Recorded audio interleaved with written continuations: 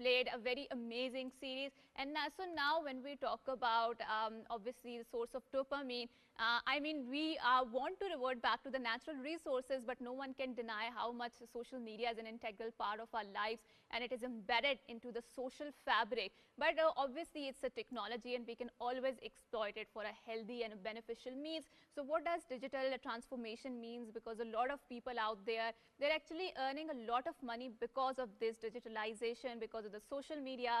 They're not just, they're prosumers. There's a new term called, there's also the producers and the consumers of the content. So how to make sure that we utilize this entire digitalization in our benefit and make sure that we have a vibrant social media presence. In order to unfold this conversation, I'm very glad that we have been joined by Amir Ijaz Saab. He happens to be the president of the digital platforms of Jazz. Assalamu alaikum, sir, and thank you so much for coming to our show. Alaikum assalam, Haja. It's nice to be here. Thank you so much. Absolutely, it's my pleasure. So now let's unfold our conversation. So whenever we talk about the digitalization, I just feel when we talk about the telecos within the Pakistan, how sophisticated is the digitalization going on?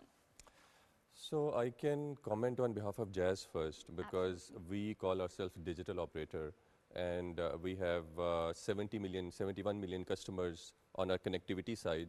But through our digital apps and platforms, we serve 100 million customers in Pakistan. Okay. So when we talk about digital, we have an ambition to become the largest digital operator in the country. And when we say digital operator, this does not mean just providing connectivity, but we are solving people problems through our fintech vertical, which is called Jazz Cash, which is the largest fintech in the country. We are providing entertainment. You are talking about Zimbabwe, Pakistan, Zimbabwe. So those people who are at their homes, they can watch it on PTV World and PTV. But if the people are traveling and they're on the street, or they want to watch it on mobile screens, they can watch it on Tamasha, for example. So which is the largest video streaming platform in the country. So similarly, we have Samosa, which is one of the largest apps in the country in terms of interacting with telcos. So if somebody doesn't want to call the call center, or they don't want to come and visit the franchises and the retail centers, they can do all of their telco transactions with few clicks. So this is how we are addressing this challenge through multi-dimensional and through multi-apps to provide the overall digital ecosystem, because digital transformation is not just about one thing, it's about creating the entire ecosystem. Right, and when we talk reaching mass audiences out there, right, we cannot discount the role of social media in that. And whenever we talk about the younger generation, Gen Alpha, millennials, they're all on social media, not just millennials, I think baby boomers are also on the social media. Yeah. So how much integral is the social media apps, platform, or generally space to your franchise or to your platform? And secondly, I would like to really focus on the medium of the memes, because I think a lot of people are consuming their information, even political information, through memes, right? In a very satirical way, in a very paradoxical way, or there is a parody involved in that. So do you think that the memes is also an integral part of your philosophy or your digital ethos? I think it's a great question. Commenting on meme part first, because this is really a very subtle way of communicating, a fun way of communicating a message and creating healthy entertainment. And so the element of virality is in that, yes, right? An element That's of, absolutely, absolutely. So keeping that in mind, we wanted to make it an inherent part of our own platforms also. So for example, we have launched this Tamasha Shorts, which is like short form video content, which is becoming viral, where people can share the short form videos. Right, right. And we are already seeing a lot of traction. Right. So I think this is a content hungry nation. You very rightly said that even millennials and even older gens are also on the social media platform, but 2/3 of this country population is below the age of 30. Absolutely. So they are content hungry, they want to create content. So meme is really a fun way, and we see the power of it, and we are really standing behind it. Right. And in terms of social media, you're absolutely right. But social media, in a sense, is also now becoming a video media. So most of the social interaction that used to be text-based, even Twitter moved to the videos now. So the video, picture-based and videos, small videos, right? So that's why I mentioned particularly about Tamasha, which is a video streaming platform. Right. We are seeing a lot of traction. I mean, millions of customers. I'll give you cricket example. Sure. So half of the cricket audience in Pakistan now watch match on small screens, and primarily 70% of the traffic is coming on Tamasha. So this we see this transition coming from big screen to small screen, Absolutely. thanks to the social media, video streaming, and all of these trends. Right, and whenever we talk about the attention of the audiences, I mean, there are lots of brands, you know, who are vying for the attention of their audience market out there, and it's very difficult, frankly speaking, grabbing their attention because of social media. There is an overdose of information. There is an overinflux of the information. How do you think, and I think the element of the storytelling is very essential in having that attention, right? So do you think that Pakistan's digital transformation has that vital element of the storytelling if you want to attract the consumer's attention in the first place? Actually, Hajra, I believe that storytelling is the only way if you want to engage audience in today's world, right? Absolutely. Because you need to have that emotional connection with the audience. And for that emotional connection, you need to pack even your logic, even if there's a logical message, you need to pack that in the form of a story. Because stories is what we hear as children, and stories is as we keep on telling, right? Right. So this is the central theme of our products at least. Right. But I see that happening generally in the industry also. People realize it.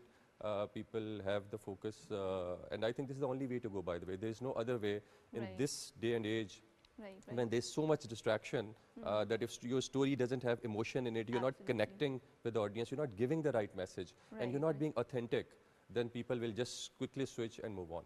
Right, and also let's also talk about the role of artificial intelligence, because there are a lot of global conversation happening in every arena, right? Democracy, politics, I mean, attention, etc., etc. The social transformation that is going on. So whenever we talk about Pakistan's digital transformation, do you think the artificial intelligence, there are conversation leading into that, and do you think we are having the right conversations in this regard? It's another great question. I think so. We as Jazz don't call it AI or artificial intelligence. We okay. call it augmented intelligence. Okay. So we see technology as augmenting humans. It's like a co-pilot sitting with us. So if you talk about chat GPTs of the world or all these Gen AIs, you know, people are actually creating not just text and videos, but they're creating music.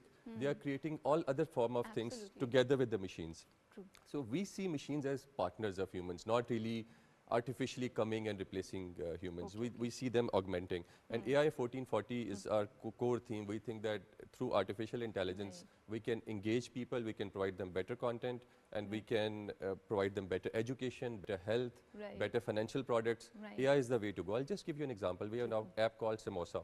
Right, right. So, which is basically for all of your SIM needs. And when people were interacting, we realized that there should be a Samosa chart or Samosa chat with it. True, true. So for that, we launched this. Which is a very Pakistani thing, right? yeah, Because we're yes. fond of samosas, right? Yes. So we said, let's augment it with a chat. And then we are powering it. We use this large language model, and we trained it for our own Pakistani market. So now the people can come and talk, and the chatbot or chartbot quickly acknowledges what you are talking about and responds to you instantly and solves your problems also. And if you have customer complaint, they actually take your complaint and forward it to customer care also. Right, So right. its bot is acting like an agent, like a human. Okay, okay, that's very wonderful development, because there's, I think, a lot of doomerism regarding the artificial intelligence, and whenever people talk about artificial intelligence, so the first concept that prop into the mind is maybe machines are going to overpower us and we are going to live in their servitude, but I think we can always exploit machine for our benefit. So whenever we talk about this transformation from the knowledge-based economy, right, and which is today, right now, what we are witnessing, I mean, there are certain challenges that accompanies this knowledge-based economy, and I think one of the thing, and especially after 9/11, is I think the biggest victim is the peace and the privacy. And in this era, when it's a data-based economy, or big data is like the golden currency that we have nowadays. From the consumer's point of view and from the companies or the corporate point of the view, how do you protect the privacy of that big data that you're having? So Haja, basically you are absolutely right that this is really becoming a source of concern from many areas. But let me also tell you that we see as a new digital world order emerging now. Absolutely. So the companies, when we were young and we were kids, or previous generation also, they used to say that human personality and opinion is shaped by two things, nature and nurture. Oh yes. Oh, But yes. now there's a third thing also. It's nature, nurture, and algorithm. Absolutely. So the kind of content you consume, there's an algorithm watching you. And then the algorithm starts feeding you with whatever, so all of these things are there. Yeah. I think the solution to that is data privacy, data sovereignty actually. We as Jazz and beyond, we believe in data sovereignty. We think Pakistan data should reside within Pakistan. Absolutely. And that's why we have platforms like Garage and other cloud platforms where we make sure that Pakistani data stays here. So data is the new oil. Data privacy starts with making sure that your data, as much of it as possible, resides within your country. Right, right. I personally think that there's good awareness coming in all the relevant authorities also, and we are talking about data privacy, the regulations are coming in, and we are making sure that people are aware. Similarly, the big techs also, they are realizing, they are giving people options. You know, people can opt out of all of these trackings that these apps do. So all the major telephone companies and Apples and Samsungs of the world are also now giving these options to the people. Right, and I think we talked about it yesterday. I talked about this thing that, you know, whenever we talk about the modernity, so you do find some sort of tension between the local and the modern, right? And when we talk about in the Pakistan's context, so for example, I would say that there are a lot of people, especially who are residing not in the urban areas, but in the rural areas too, right? And whenever we talk about having their vibrant presence on the social media, so TikTok is the platform which has given them a voice, and we do see a lot of people who are residing in the rural areas and they're putting their content down, and that gives them sort of an authority, right? A power, a voice to be a part of the mainstream, which was not before there, right? So when we talk about the local transformations happening within the digital economy, how vibrant or what sort of conversations do you think we need to have in this regard? So I think building on what you just said. Right. So while most of the people in Pakistan are aware that people living in rural community also, young people in particular, they are creating their videos, they want to be creators, they are going TikTok and they are becoming viral. Right. But they are unsung heroes also. Absolutely. So I'll talk about freelancers. True. So there are freelancers sitting in villages like Alipur Chatha, and they are coding there and they are writing content there and they are earning dollars for Pakistan. And Pakistan, by the way, is one of the top fastest developing freelance economy in the world. Right, right. So I think we need to train this nation, train particularly the youth, not only to create content, but to create code, to become freelancers. Because we have excellent human resource. Absolutely. And our neighboring countries are doing billions of dollars of software exports. Absolutely. So in addition to content creation, we also need to focus on freelancing, software generation, artificial intelligence, as you just mentioned, and going forward, quantum computing and solving all other problems that Pakistan is facing through the use of technology. I will actually take a step forward and say that we should sign a charter of technology. Absolutely. Because this is what we need. If we need to take Pakistan forward, technology is the only way to go. Otherwise, we'll be left behind. Right, and I think I would like to leverage our conversation here and keep it around the concept of the samosa. So the name itself is very interesting. It's a merger of Pakistan's own local culture, because we're all fond of samosas. No one can say no to samosa. It's very difficult. But how exactly is it providing solutions to the audiences or the target market out there? And take us through this journey and, you know, delve deep into what the concept is around. So Haja, in 2019, we launched an app. We called it Jazz World. Okay. And the idea was that the people who don't want to call calls. And anyone can download that? Anyone can download that. Okay. So, but with Jazz World, the concept was that anyone who is the Jazz customer, if he or she wants to, you know, don't want to come to the office and want to buy a bundle or check their balance, download their tax certificate, check their usage history, all of these things, they should have an app. Right. Once we started, we saw tremendous traction. And within 5 years, by 2023, we reached 18 million customers. And in 2023, we started asking this question, what should we do? So we said, let's share our success with entire Pakistan. And this is when we actually killed Jazz World and we started Simosa, where there's an invisible gap between SIM and OSA, which is like one-stop app for all the SIMs in the country. Right, right. So we opened it up for everybody. Now, some of our competition products are also available and other people are also joining in. Right. Our concept is that if you have a SIM or an eSIM going forward, Right. all of your needs should be there on this platform. Okay. Plus, there should be your lifestyle needs also. You want to check the stock price. You want to check whether Pakistan is, what's the Pakistan score currently with Zimbabwe. Or going forward, you want to have your own community and you want to, you know, chat with the people and all the social media we're talking about. Simosa is the way to go. Right, right. So we want to make it this, and with Simosa Chat or Simosa Chart, you know, we are adding other features so people can be served. People who don't want to even click, they can just, you know, type and going forward talk to the app and app can solve their problems. Right, and you alluded to the Charter of Digitalization, right? So what are some of the hurdles do you think are going to come when we talk about Pakistan having a vibrant presence on, when we talk about digitalization, modernization, you know, as an expert in this field, please go ahead. I think as a nation, we need to declare a digital emergency, as we have said at many forums, a digital emergency, a technology emergency, that we need to really join forces together. We as Jazz, for example, I've shared some of my initiatives or Jazz initiatives with you. We really cannot do it alone. We need government, we need other banking sector, we need health sector, we need education sector. Absolutely. All of us need to join hands. That's why I'm saying we should have a charter of technology or digital charter or digital emergency where mobile broadband should be available. So it should be 4G for all. So we're talking about 5G right now. Right, right. But 4G is not available to 40% people.